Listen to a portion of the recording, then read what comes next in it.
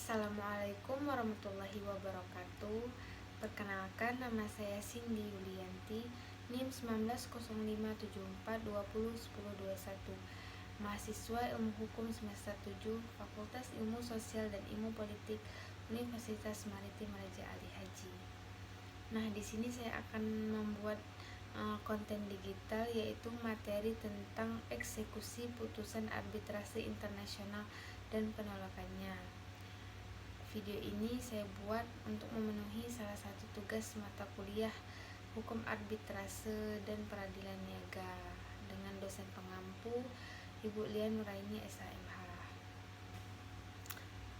Nah, adapun sub-sub pembahasannya yaitu yang pertama, proses eksekusi putusan arbitrase internasional. Yang kedua, bagaimana penolakan putusan arbitrase internasional.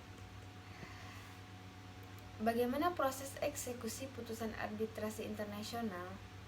Putusan arbitrase dijatuhkan memiliki peranan yang sangat penting dalam rangka pelaksanaan putusan arbitrase yang dijatuhkan tersebut.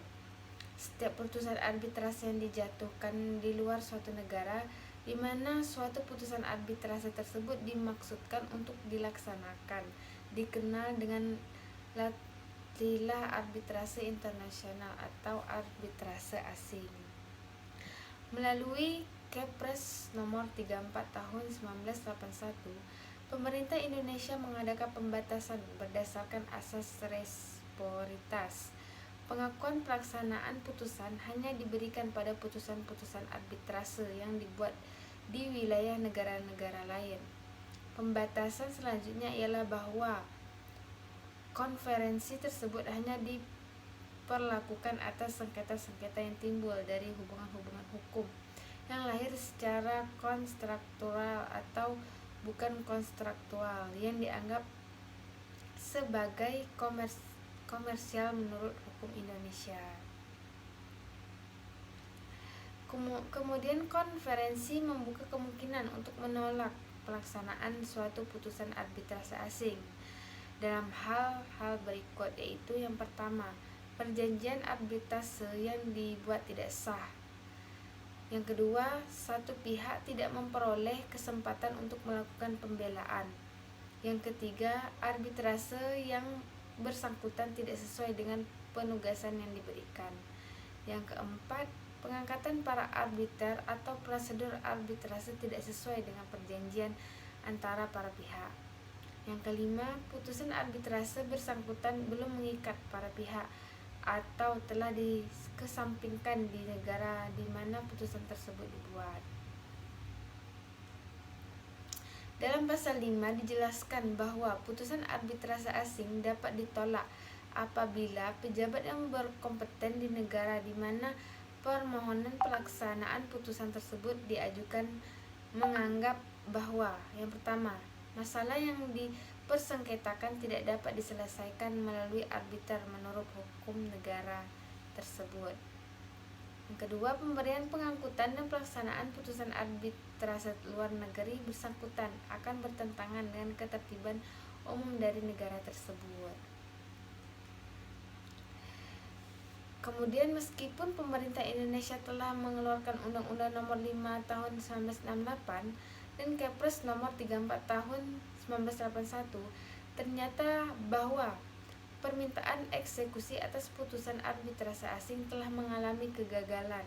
Banyak keluhan dan ketidakpuasan yang dilontarkan oleh pihak asing terhadap sikap peradilan Indonesia yang menonjol untuk mengeksekusikan putusan arbitrase asing.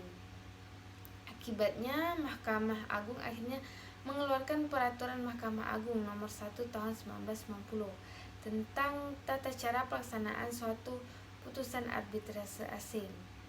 Dengan keluarnya Pemda Nomor 1 Tahun 1990, tidak ada keraguan lagi apakah putusan arbitrase asing dapat dilaksanakan di Indonesia. Perlu dijelaskan bahwa dengan dikeluarkannya Undang-Undang Nomor 30 Tahun 1999 tentang arbitrase dan alternatif penyelesaian sengketa, maka tata cara pelaksanaan putusan arbitrase asing yang diatur dalam Pemda Nomor 1 Tahun 1990 dinyatakan tidak berlaku sepanjang telah diatur dalam Undang-Undang Nomor 30 Tahun 1998. Kemudian menurut Undang-Undang Nomor 30 Tahun 1999, suatu putusan arbitrase asing dapat diakui dan dilaksanakan di Indonesia apabila yang pertama, putusan arbitrase tersebut dijatuhkan oleh arbiter atau majelis arbitrase di suatu negara yang dengan negara Indonesia terkait pada perjanjian, baik secara bilateral maupun multilateral, mengenai pengakuan dan pelaksanaan putusan arbitrase internasional. Yang kedua, putusan arbitrase internasional tersebut yang menurut hukum Indonesia termasuk dalam lingkup hukum perdagangan yang meliputi perniagaan, perbankan, keuangan, penanaman modal, industri, dan hak kekayaan intelektual. Yang ketiga, putusan arbitrase asing tersebut tidak bertentangan dengan ketertiban umum. Yang keempat, putusan arbitrase tersebut telah memperoleh eksekutor dari Pengadilan Negeri Jakarta Pusat. Yang kelima, putusan arbitrase yang menyangkut negara Republik Indonesia sebagai salah satu pihak, putusan tersebut dapat diakui dan dilaksanakan apabila telah memperoleh eksekutor dari Mahkamah Agung yang selanjutnya dilimpahkan kepada Pengadilan Negeri Jakarta Pusat. Kemudian bagaimana penolakan putusan arbitrase internasional? Yang pertama, alasan permohonan penolakan eksekusi terhadap putusan arbitrase internasional. Ini merupakan upaya hukum berupa penolakan pelaksanaan atau eksekusi atau putusan arbitrase internasional kepada pengadilan di mana aset atau barang berada. Adapun upaya hukum pembatalan adalah pihak yang dikalahkan dapat mempermasalahkan putusan arbitrase internasional yang telah dibuat. Permasalahan yang dimaksud dapat dilihat dalam pasal 70 Undang-Undang Nomor 30 Tahun 1999 tentang arbiter dan penyelesaian sengketa alternatif.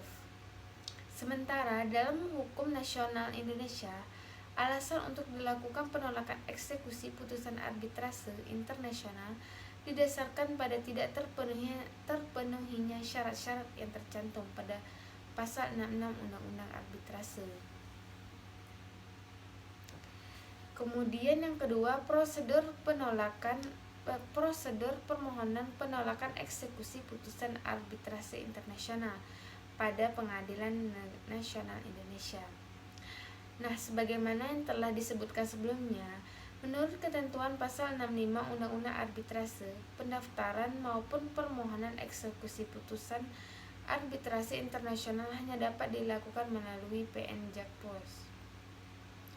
Putusan arbitrase internasional dapat dilaksanakan di Indonesia hanyalah putusan arbitrase dari suatu negara atau arbiter yang terkait pada suatu perjanjian mengenai pengakuan dan pelaksanaan putusan arbitrase internasional dengan Indonesia.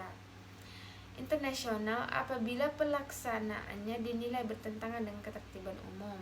Apabila Ketua PN Jakpus mengabulkan permohonan eksekusi, untuk pelaksanaan selanjutnya dilimpahkan kepada Ketua Pengadilan Negeri yang secara relatif berwenang melaksanakannya.